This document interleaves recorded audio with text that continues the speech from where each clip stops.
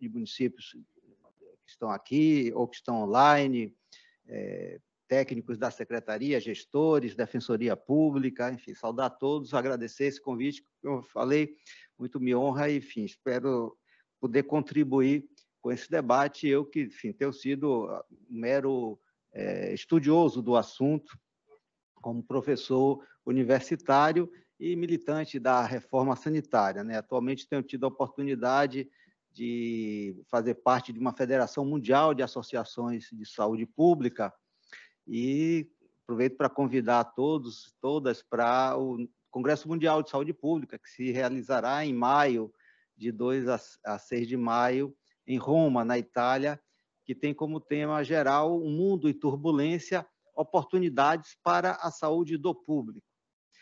Certamente o Brasil terá uma delegação importante nesse congresso. Mas, enfim, tratando do nosso assunto de hoje, creio que a realização da 17ª Conferência Nacional de Saúde e da 11ª Conferência Estadual de Saúde, de todas, e esse desafio que eu perguntava aqui a Estela, será possível as 417 conferências municipais até o final de março? E ela disse que sim, e mostrou aqui, já está bastante avançado o processo, ficou muito contente. E o primeiro ponto a destacar nesse contexto é que nós vivemos uma profunda crise sanitária. Não somente o Brasil, mas o mundo passa por uma gravíssima crise sanitária. A pandemia de Covid não acabou. A pandemia de Covid, na verdade, foi um alerta.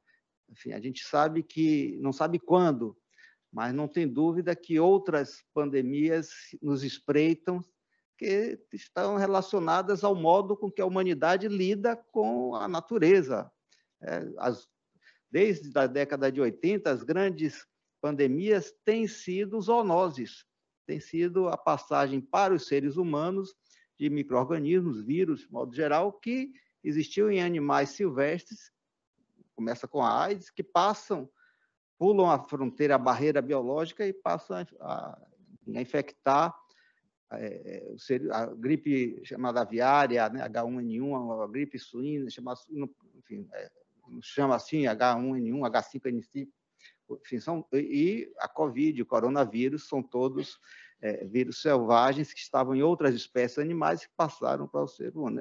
Essa crise sanitária é tão profunda porque a pandemia não se limita à Covid.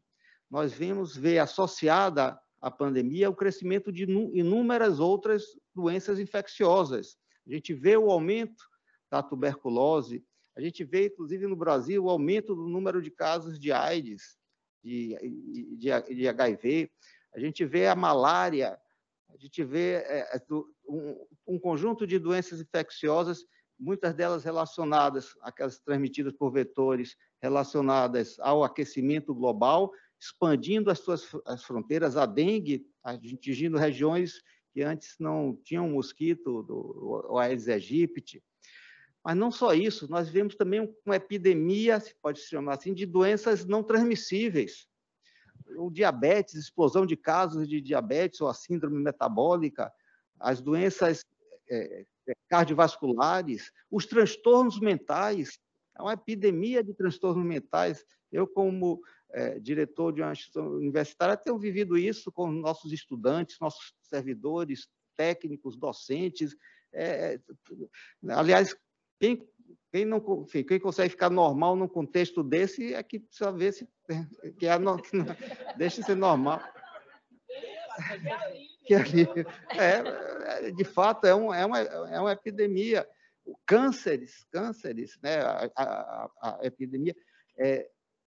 90% da população do mundo, isso é dado do painel intergovernamental de mudanças climáticas, 90% da população do mundo respira um ar abaixo da qualidade mínima.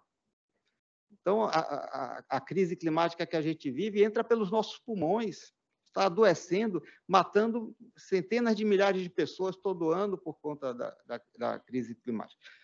A violência, seja a violência de guerras civis não declaradas, que a gente vive no Brasil, seja as guerras declaradas, e aí a gente não é somente a Ucrânia é mais mediatizada, mas a gente tem a Síria, que está aí há mais de uma década com uma guerra violentíssima, a gente tem o Afeganistão, a gente tem a Somália, a gente tem a Etiópia, na região de Tigray, a gente tem o narcotráfico matando pessoas em diversos países do mundo, notadamente no México, na Colômbia. Então, a gente tem o que um antropólogo da área da saúde americano chamou há algum tempo, estudando a questão, sobretudo, da AIDS em populações de vulnerabilidade, a gente vive uma sindemia, ou seja, que é mais do que uma pandemia, é um conjunto de problemas de saúde que não apenas se somam, mas, mais do que isso, se potencializam. Então, a gente tem esse conjunto de situações nosocomiais, patológicas, de doenças, de mortes, que se associam com condições de vida precárias, levando a essa situação que a gente pode caracterizar de crise sanitária. Essa semana está tendo a reunião do Comitê Executivo da Organização Mundial de Saúde e resolveu se manter, o Comitê Científico recomendou, e a OMS manteve a situação de emergência sanitária de nível internacional relacionada a Covid, não somente por causa da Covid, mas por conta desse excesso de mortes, desse excesso de doenças, de todas essas causas. Mas eu preciso estar atento que essa situação de crise sanitária não afeta a todos igualmente. Esse talvez seja o maior problema do que essa crise em si. Essa é uma crise extremamente desigual, ou melhor, iníqua. Você sabe a diferença de iniquidade para desigualdade? Desigualdades existem de todos os tipos. Iniquidades são aquelas que são evitáveis e são injustas. Então, a gente vê que essa crise ela é iníqua, porque ela não atinge a todos de forma igual. Pelo contrário, atinge de forma bastante diferente aquelas populações que estão em situação de vulnerabilidade, seja social, seja racial, seja sexual, de gênero.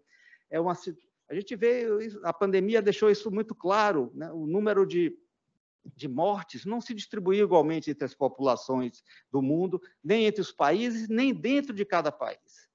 Nos Estados Unidos, que é um país extremamente racializado, os negros e os latinos morreram muito mais do que a população de origem europeia, branca. No Brasil, idem. A gente não tem dados tão fidedignos quanto os Estados Unidos, mas os dados que têm levantado, sobretudo pelos movimentos sociais, que foram muito importantes no enfrentamento da pandemia Covid, mostram isso, e não há dúvida, da maior mortalidade em populações socioeconomicamente pobres e racialmente negras. Então, é uma pandemia, uma situação de crise sanitária que expressa em todas essas desigualdades. Na mortalidade, na incidência e na prevalência de doenças e também no acesso ao serviço de saúde. Não sei se vocês lembram esses dados da mortalidade nos hospitais do Rio de Janeiro. Uma coisa, os hospitais privados e os hospitais do SUS público, a mortalidade 4, 5 vezes maior nos hospitais públicos. Ou das regiões do Brasil, a mortalidade que nós vimos em Manaus, falta de oxigênio, quer dizer, coisas. Então, a população sofre também, a iniquidade é também não apenas na doença, mas também no cuidado que deveria receber para a doença. O que precisa estar muito claro é que essa situação de iniquidade em saúde é reflexo, é uma expressão das iniquidades sociais, de modo geral. Não são apenas na área da saúde, são produtos de um modelo de crescimento econômico, de um modelo de sociedade que produz essas desigualdades. E aí a gente tem um modelo econômico que é altamente concentrador de renda. Não sei se vocês acompanham os relatórios da Oxfam, uma ONG de origem britânica que hoje tem sede no Quênia, em Nairobi, mostrando que nos últimos 10 anos, metade de toda a riqueza gerada no mundo foi apropriada por 1% da população mundial. Como se isso fora pouco, em 2020, em plena pandemia, a riqueza produzida, toda a riqueza produzida naquele ano, 2/3 dessa riqueza foi apropriada por 1% da população. Vocês lembram aquele movimento que existiu? Nós somos os 99%. Né, fizeram ocupação em Wall Street, em Nova York, onde fica a Bolsa de Valores, etc. durante o encontro que teve agora recentemente, todo janeiro tem, em Davos, na cidade da Suíça, onde se encontra o Fórum Econômico Mundial, enfim, os protestos dos 90% da população que tem ficado fora. Então, a gente tem esse tipo de modelo econômico altamente concentrador que produz as desigualdades e faz que a crise sanitária se distribua de uma forma tão desigual. E qual é o problema desse modelo econômico? É um modelo que valoriza cada vez mais a chamada riqueza de papel. É uma economia que a gente diz financeira, os economistas dizem financeirizada. Hoje, vocês já tiveram essa experiência, certamente, você vai comprar alguma coisa, se você comprar no cartão de crédito, é mais barato do que se você pagar à vista. Aí você vai no mercado e estranho, mas como? É porque aquele supermercado ganha mais recursos, mais lucros com os empréstimos e a ciranda financeira do que com a venda do bem do produto. Então, a gente tem uma economia que o que circula de capital nas bolsas de valores, nos mercados de derivativos, é 3 vezes o PIB mundial, o que se produz em termos de bens e serviços com valor de uso, que você pode produzir e consumir, que você precisa para comer, para viver, para se vestir, para se... Ou seja, é uma economia de papel fictícia, é o jogo, você tem uma dívida, você vende essa dívida, e aí outra pessoa lhe paga e vai cobrar do outro credor, e isso faz uma bola de neve. Então, a gente tem um modelo que faz com que os detentores do capital, estamos vendo agora aí a falência das lojas americanas. 3 brasileiros, né, dos 3 mais ricos, pessoas mais ricas do Brasil, um dos mais ricos do mundo, que controlam isso e fraudaram, está até ameaçando ficar sem luz, né? No Rio e em São Paulo, a concessionária está ameaçando cortar as luzes porque as americanas não pagaram. Enfim, então é esse tipo de modelo econômico que gera essas desigualdades que se refletem na situação de saúde. Mas esse modelo econômico não é apenas concentrador de renda, ele é também predador do meio ambiente. Ele tem destruído os recursos naturais. Você vê a indústria do petróleo, que é das mais poderosas do mundo, cresceu durante a pandemia, sendo que a gente sabe que a causa da pandemia, em última instância, não sei se vocês viram foto de Wuhan há 10 anos atrás, onde, né, surgiu os primeiros casos da Covid, era floresta.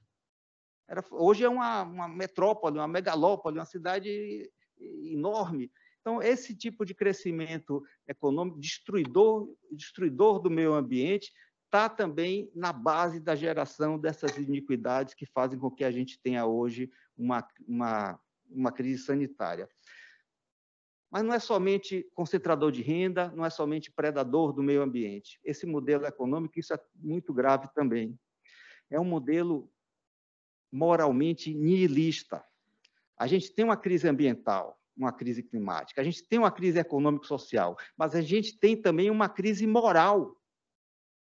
Porque o que esse modelo diz é que vale tudo desde que eu ganhe dinheiro. Vale tudo desde que economicamente eu me dê bem. Não importa a corrupção, não importa se eu estou destruindo o ambiente, não importa se eu estou produzindo pobreza e doença, importa que eu estou... E é o vale tudo. É o vale tudo que está a regra. E aí que entra o grande risco.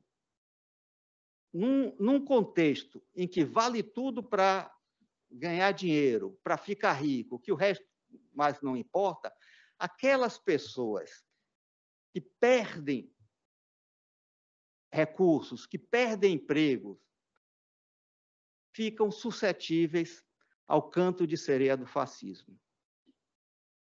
O Karl Polanyi, um importante estudioso da primeira metade do século XX, analisou como a ascensão do nazifascismo, a partir dos anos 30, foi fruto do liberalismo de então, dos anos que predominou durante os anos 20, produzindo exclusão, produzindo pobreza. Isso a gente vê hoje se repetindo.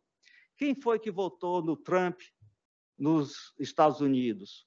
Foram os homens brancos de classe média que perderam os empregos porque as fábricas de automóveis foram para a China, foram para países africanos, para países latino-americanos. Eram aquelas pessoas chamadas perdedores da globalização, os ressentidos do neoliberalismo. Essa população num sistema de que vale tudo, não tem nenhum valor moral a não ser ganhar dinheiro, e eles perderam e partem para o vale tudo. Ficam sensíveis, suscetíveis aos discursos do nazismo, do fascismo ou do neofascismo, como a gente assistiu, como a gente vive hoje no Brasil. E a situação é muito grave, a gente está muito aliviado por uma frente democrática liderada por Lula ter ganho a eleição. Mas a gente não pode esquecer que foi por pouco. Mais de 50 milhões de votos no candidato do fascismo. Há poucos dias, poucas semanas, tivemos o dia infame, o dia da infâmia, do 8 de janeiro, com a tentativa de golpe, com vandalismo, com tudo isso, arquitetado, previsto, organizado, financiado, gerido, protegido por forças armadas. Então, a gente tem uma situação muito, muito difícil que ainda não foi superada. E veja, o projeto como um sistema único de saúde, o projeto de democracia, precisa ganhar as bases, as pessoas que apoiam. Nós não podemos manter um Brasil dividido quase meio a meio. A gente precisa conquistar os corações e as mentes dessas pessoas que, por motivos decorrentes da exclusão social, de um sistema que não tem nenhum valor moral a não ser ganhar dinheiro, acabaram sucumbindo a esse tipo de alternativa. Portanto, para superar essa crise sanitária que nós vivemos, não tenham dúvida, e a conferência estadual é muito importante para isso, a conferência está no título da conferência, da 17ª conferência, está no título do eixo, por que fala defender o SUS, a vida e a democracia? Porque não teremos SUS se não tiver democracia. Então, a primeira tarefa é essa, é defender a democracia. E nesse contexto que nós vivemos, defender a democracia é mais do que defender eleições, é defender a participação social. Daí a importância dos conselhos de saúde, dos conselhos municipais, dos conselhos estaduais, do Conselho Nacional. E não dá mais. Marcos falava aí de puxar a orelha, eu não estou aqui para puxar a orelha de ninguém, mas a gente precisa ter muito clareza que se nós, que somos do campo da democracia, não nos unirmos, ficarmos brigando entre nós por questões de cargo na mesa diretora, por questão de representação, claro que isso faz parte da vida, não vamos ser ingênuos. Agora, a gente tem que ter em mente algo maior. A gente está vivendo uma situação de polarização política muito grande, que é preciso a gente ter clareza de quem são os adversários, quem são os inimigos da democracia. E a gente fazer a nossa disputa, que vamos ter que fazer, no plano da civilidade, no plano de um modo que não impeça, não nos enfraqueça a luta contra os inimigos da democracia. Nesse contexto, isso é ainda mais grave, porque a gente não precisa buscar apenas unificação dos defensores do sistema universal, dos defensores dos valores da igualdade. Nós precisamos dos liberais, nós precisamos dos defensores da liberdade, daqueles que não pensam como a gente em termos de políticas sociais, mas que prezam a democracia. Temos um governo federal, temos um governo estadual nessa composição, e é importante manter essa composição, porque o outro lado, que quer destruir a democracia, é muito forte. Agora, a gente precisa ter claro que, para disputar nesse campo democrático um projeto de sociedade, a gente precisa avançar. E aí, os movimentos igualitaristas, socialistas, têm tido uma dificuldade enorme para se unificar. E qual é, e aí eu recorro a uma importante filósofa política americana chamada Nancy Fraser, que eu acho que tem uma pista, uma dica para a gente superar essas dificuldades. Nós precisamos unificar as lutas por igualdade econômica, social, com as lutas por reconhecimento das diferenças. Percebe o paradoxo? A gente precisa defender a igualdade e a diferença. O contrário da igualdade é a desigualdade, é a iniquidade, não é a diferença.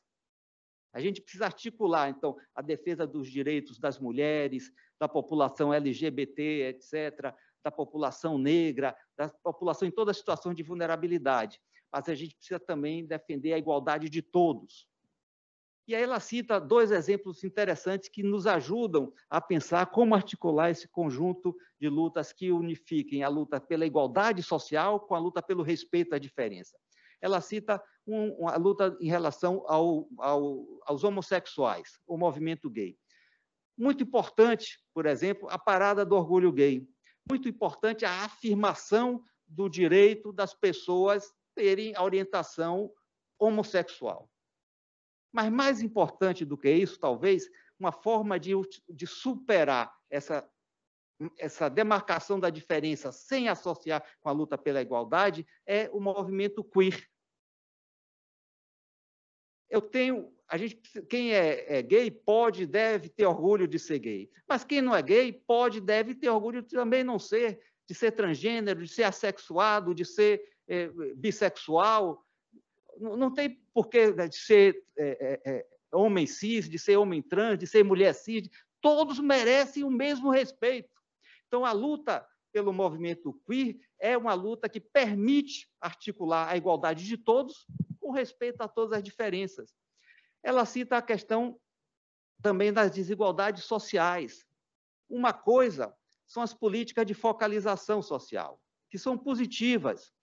Exemplo maior, o programa Bolsa Família no Brasil tirou milhões de pessoas, 33 milhões de pessoas da pobreza. Isso foi muito importante.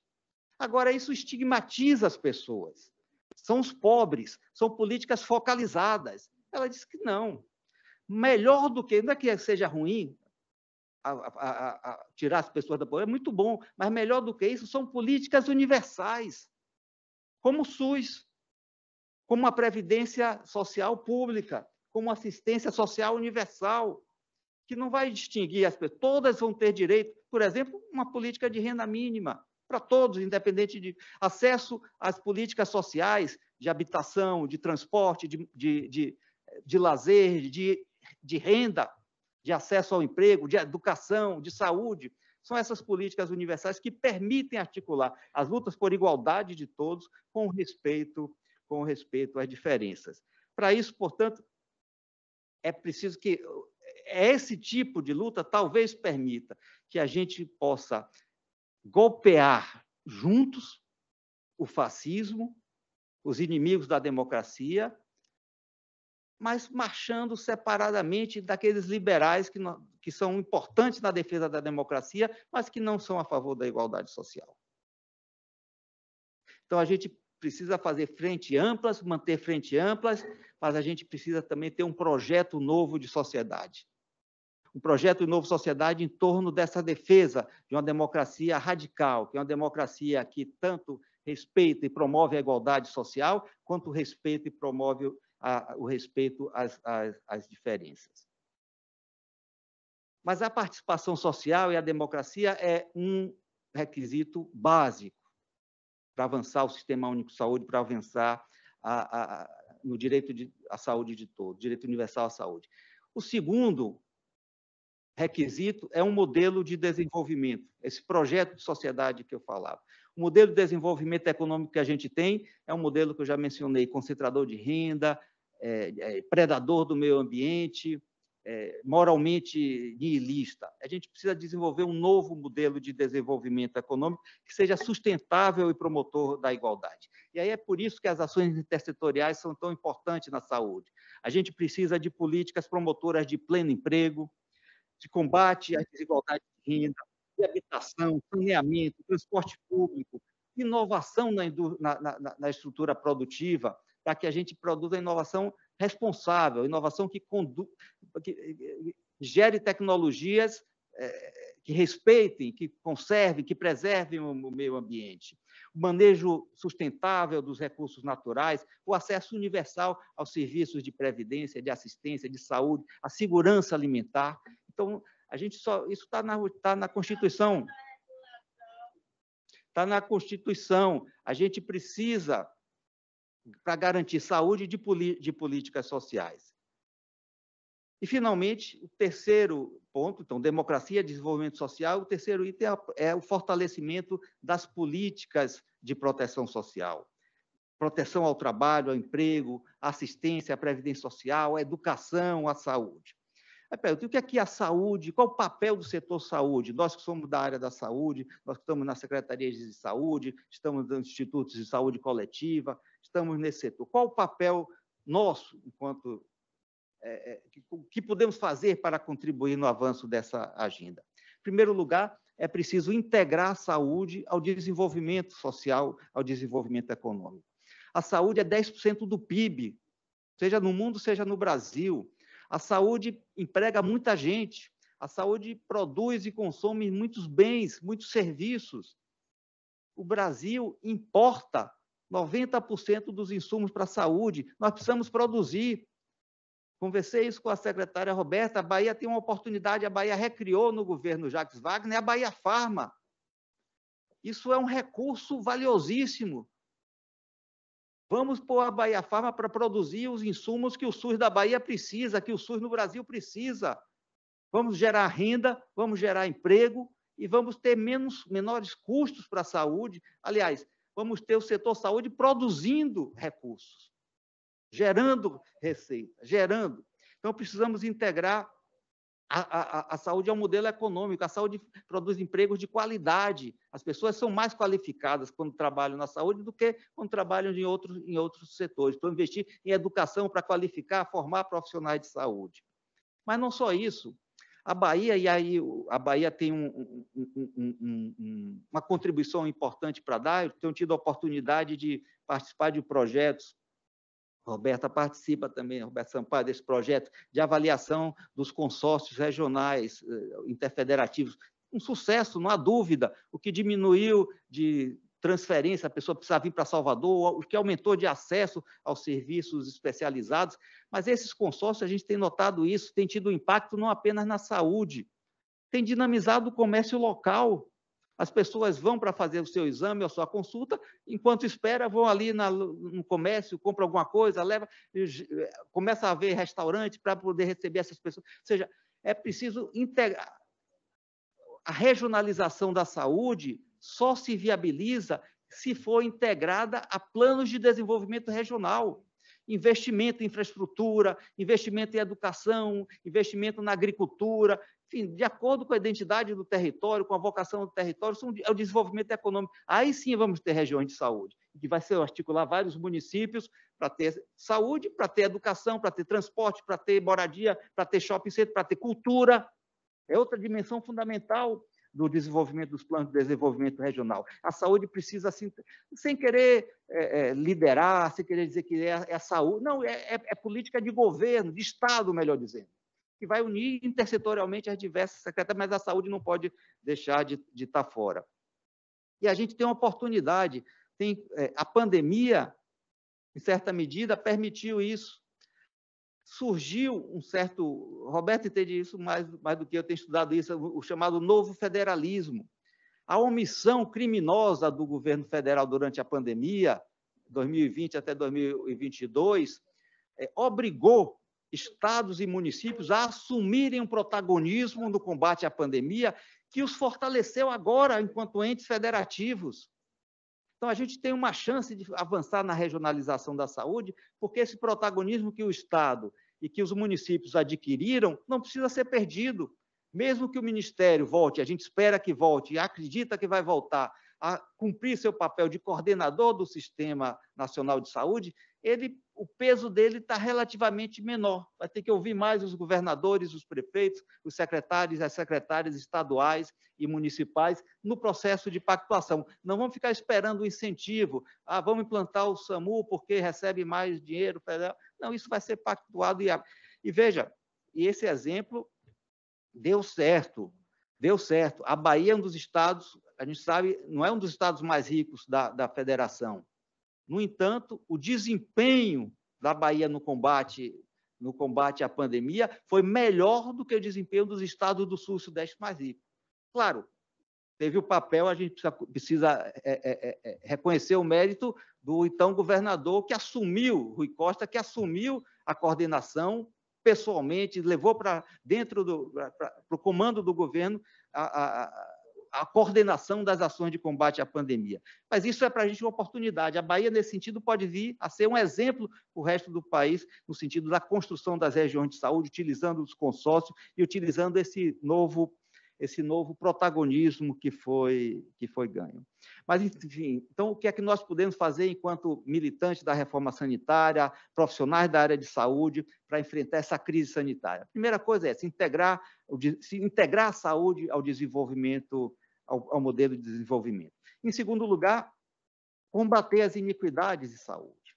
E aí tem essas ações emergenciais que são fundamentais e precisam ser feitos, e o Ministério da Saúde já está fazendo. Então, a intensificação das coberturas vacinais, das ações, das campanhas de vacinação, isso é uma urgência. O SUS já tem o know-how, a gente sabe como fazer isso. Então, estão chegando vacinas, vamos nos preparar, campanhas de comunicação de massa, vamos mobilizar a população e vamos retomar as coberturas vacinais que nós tínhamos para evitar que as doenças que são passíveis de prevenção por vacina. Mas temos também as filas, é um outro problema. A pandemia fez com que as pessoas deixassem de procurar atendimento para as condições crônicas, os problemas de câncer, os problemas de cardiovasculares, de diabetes, etc., precisam também de ações intensificadoras, de campanhas, para poder, tem recursos novos chegando no Ministério da Saúde, para poder dar conta dessa demanda reprimida e 2, 3 anos de pandemia em que isso ficou reprimido. Mas a gente precisa universalizar o acesso. As campanhas são ações pontuais, emergenciais. Para universalizar o acesso, a gente precisa expandir muito a rede. A gente precisa expandir e qualificar. O programa Mais Médicos mostrou os problemas de qualificação dos nossos profissionais. A gente teve a experiência com os médicos cubanos. Os médicos cubanos tinham um grau de efetividade muito maior do que os médicos brasileiros. Não precisa ficar pedindo tanto exame, tanta referência para consultas especializadas, se você tem uma boa formação em atenção primária. Você pode aumentar a resolutividade implantando as equipes multiprofissionais, qualificando as equipes multiprofissionais. Nesse estudo que nós estamos fazendo em relação aos consórcios, às policlínicas, a gente tem visto o seguinte: amplia o acesso, amplia a oferta, melhora o acesso, mas não atende a demanda. Ou seja, se a gente não parar de produzir diabéticos, a gente não vai nunca dar conta da terapia renal substitutiva. Vai ser produzindo diabetes, aumentando o sistema de diálise, mas cada vez pessoas mais diabéticas. Não vai ser inefetivo e vai ser ineficiente. Vamos gastar mal o recurso pouco que temos. Então, é preciso, não adianta, hoje a gente tem 26 policlínicas, daqui a pouco vamos ter 52, vamos ter 104, e não vão dar conta se a gente não muda o modelo de atenção. É preciso cuidar do doente, a promoção da saúde não é o oposto, não significa abandonar o cuidado aos doentes. Precisamos cuidar do doente, precisamos investir no tratamento de doentes, mas não podemos apenas investir no tratamento de doentes. Nós precisamos mudar o modelo de atenção. E para mudar o modelo de atenção à saúde, o principal determinante é mudar o complexo econômico industrial da saúde. Vejam, os recursos tecnológicos que nós temos são todos sintomáticos, são todos para tratar dos sintomas e das doenças. A gente não investe em tecnologia de promoção da saúde e de prevenção de doenças. Porque aqui porque você tem um modelo econômico, um modelo de produção e o setor da saúde só perde para o setor de armas. É o segundo setor econômico mais importante do mundo em termos de volume de serviço. E não estão investindo, por exemplo, em antibiótico, porque antibiótico você toma uma vez ou toma durante 10 dias e acaba. Um antihipertensivo, um antidiabético, você toma a vida toda. O anticorpo monoclonal, que é a nova moda, tratamento de algum tipo de câncer, o câncer não cura, mas vira uma doença crônica, deixa de matar. Aliás, já tem uma divisão no mundo, norte e sul. Ninguém mais morre, estou exagerando, assim, mas a mortalidade por câncer nos países do hemisfério norte é muito menor, porque as pessoas já têm acesso ao tratamento, a gente não tem. Mas a gente não, será que não é? Agora já está a possibilidade do tratamento para o diabetes. O tratamento não não o controle, mas a cura do diabetes. Nós podemos avançar, é por isso que o investimento na Bahia Pharma é um exemplo, no complexo econômico industrial é fundamental para que a gente invista naquelas tecnologias que atendem às nossas necessidades e não seguem a lógica da indústria. O tratamento da tuberculose hoje é o mesmo de quando eu era estudante, há 40 anos atrás. A única inovação que teve foi juntar em um mesmo comprimido as 4 drogas. Porque não houve investimento. E essa grande indústria farmacêutica não vai investir, porque quem compra medicamento para tuberculose não tem dinheiro, é pobre. No Brasil ainda tem o SUS, nos outros países nem isso. Então, a gente precisa ter uma política de desenvolvimento econômico que inclua a saúde para que produzam os insumos que vão atender às nossas necessidades e não da indústria. Já estou me alongando muito, só queria falar do último ponto. Eu falei para o nosso papel para combater essa crise sanitária. Integrar seu desenvolvimento, combater as desigualdades, promover saúde, prevenir doenças e cuidar dos doentes, mudando o modelo de atenção em prol da integralidade da atenção, ou seja, investir em promoção da saúde, prevenção de doenças, tratamento de doenças, reabilitação. Mas tem um ponto que é fundamental, e alguém falou aqui da fila da regulação, eu quero chegar. A gente precisa melhorar a gestão, ela tem razão, a gente precisa melhorar a gestão para poder, inclusive, é um problema complexo. A regulação foi um grande avanço, que antes vocês lembram, ou quem é mais velho lembra, era a fila da ambulância, não tinha fila da regulação, porque tinha a fila da ambulância na porta dos hospitais, as pessoas morriam no caminho. A regulação foi um avanço importantíssimo. Agora, como eu falei, se não parar de produzir doente, não tem regulação que resolva. Se não melhorar a atenção básica, não tem hospital que resolva. Vamos construir mais hospitais e continuar internando mais pacientes. Então, são necessárias ações integrais. E para melhorar a gestão, eu diria 3 pontos são fundamentais. Primeiro, uma política de pessoal. Vocês sabem, a nossa colega me antecedeu na direção do ISC, Isabela Pinto, é agora a secretária da gestão do trabalho da educação no Ministério. Eu disse, poxa, você vai pegar um pepino enorme, uma bronca enorme, você tem um desafio enorme, porque o SUS nunca teve, isso é verdade, uma das falhas do SUS, precisamos reconhecer, é a falta de uma política de pessoal, a falta de uma política nacional. Com a descentralização, disse, não, quem executa é o município, se vire o município. O município não tem condição nem de contratar médico, mas médico provou isso. Os municípios já estão com 20% do seu orçamento dedicado à saúde, vai expandir, vai gastar mais com a saúde. Então, é preciso ter uma política de pessoal que seja coordenada nacionalmente, que tenha recursos federais para bancar essa política de pessoal. Desde a formação, equipes multiprofissionais, todo o sistema de saúde tem que ser sistema de formação de profissional de saúde. É função principal de qualquer profissional de saúde. Eu sou contratado como médico, não tenho que treinar nenhum interno, nenhum residente. Não tem. É função principal do profissional de saúde, contratado seja como médico, como enfermeiro, como dentista, como assistente social, treinar as novas gerações. O SUS todo precisa ser uma escola de profissionais de saúde. Isso tem que estar nas atribuições. Como também o desenvolvimento das condições, da qualificação, da distribuição. A gente precisa ver, as políticas como mais médicos são importantes, mas a gente sabe que a distribuição dos recursos de saúde segue a distribuição de renda. As pessoas vão para... a gente vai em países ricos, tem uma cidadezinha de 5 mil habitantes que tem tudo, tem boas escolas, tem cinema, tem shopping center, tem qualidade de vida. Então, as pessoas vão para lá. Não vou porque... Aqui é o contrário, a gente tem uma concentração de renda tão grande que todo mundo migra para cá, porque aqui tem emprego, é aqui que tem renda. Então, a gente precisa ter uma política de desenvolvimento regional e isso vai permitir que, na política de pessoal, a gente faça também uma distribuição mais equitativa. O segundo ponto para melhorar a gestão se refere à saúde digital. Olha, isso está, assim, brilha os olhos dos acionistas das grandes empresas.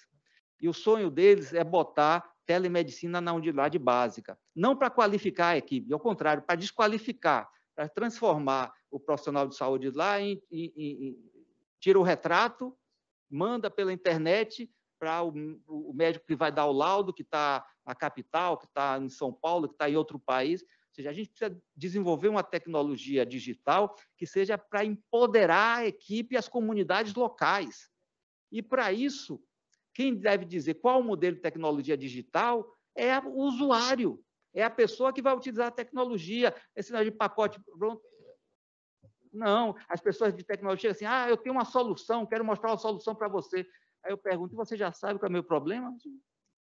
Chega já com a solução pronta, feita lá pela Facebook, Microsoft, não sei o que. Eu disse, não, tem que ter código aberto, tem que permitir que a gente desenvolva, tem que capacitar a gente a utilizar e desenvolver essa tecnologia. O Ministério da Saúde, em boa hora, criou uma Secretaria de Saúde Digital. Espero que a ideia da inovação responsável prevaleça. O que é a inovação responsável? É aquele tipo de inovação que é sustentável, ou seja, que não vai cobrar os olhos da cara do sistema de saúde, vai permitir ser impagável, é aquela que é relevante, ou seja, que é voltada para atender os problemas prioritários da população, das pessoas, esses problemas definidos pelas pessoas, e não pela indústria que veio, já tem uma solução para isso, para aquilo. Sim, mas o que é que eu quero? Então, para melhorar a gestão, precisa investir muito em tecnologia, mas em desenvolvimento de capacidade de produção de tecnologias, e não simplesmente importação, incorporação de tecnologia que não foi desenvolvida, que a gente não controla, que fica, inclusive, um fetiche, né, parecendo alguma coisa que é meio mágica, que a gente não sabe. Não é. As pessoas sabem fazer, aquilo é ensinável. Qualquer pessoa, inteligência mediana, normal, pode aprender. Agora, precisa ser dado acesso, precisa acabar com as patentes, precisa acabar com as patentes que são criadas e são registradas para impedir o acesso das pessoas àquela tecnologia. E, por último, para reforçar, para melhorar a gestão, política e pessoal, saúde digital, a publicização da gestão. É preciso acabar não apenas com a privatização, mas eu diria, é preciso acabar também com a estatização.